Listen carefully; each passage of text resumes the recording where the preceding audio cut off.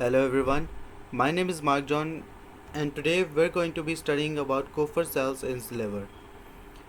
This is an image of a liver and this is a Kupffer cell that is present.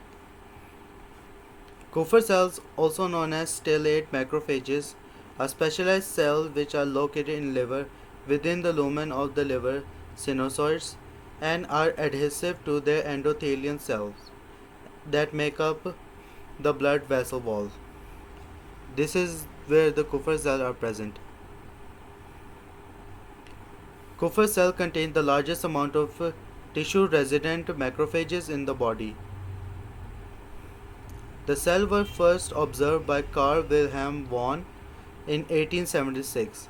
The scientists called them Starzellen as their shape resembles a star, but thought incorrectly that they were an integral part of endothelium of the liver blood cells that they originate from.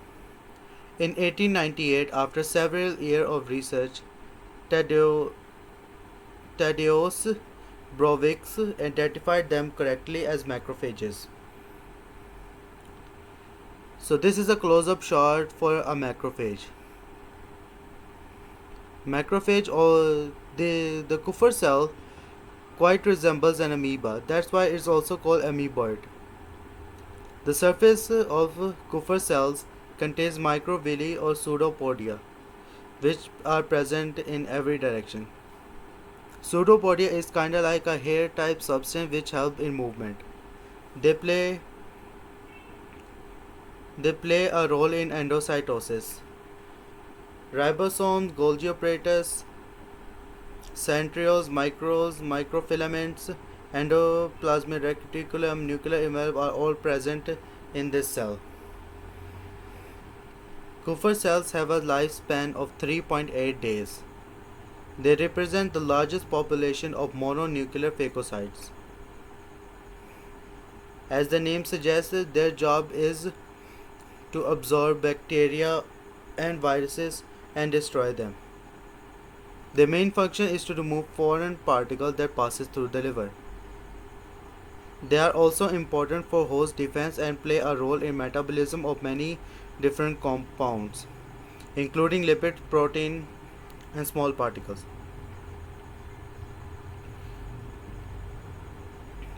They are regulated by apoptosis as well as being phagocytized by neighboring Kupffer cells, and they are heterogeneous in their function.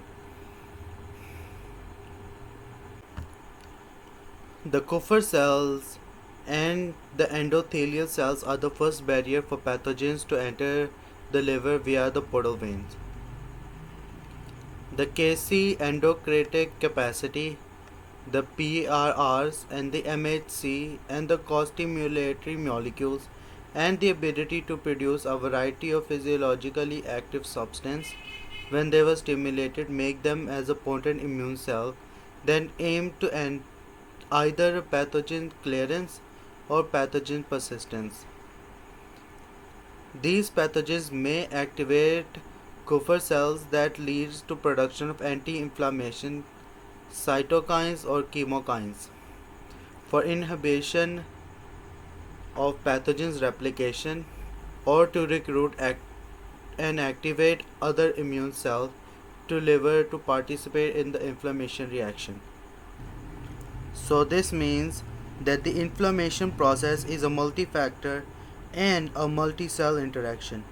So the cases can reduce other immune cells from the immune system such as monocytes into the liver for its aid against the pathogens. Thank you.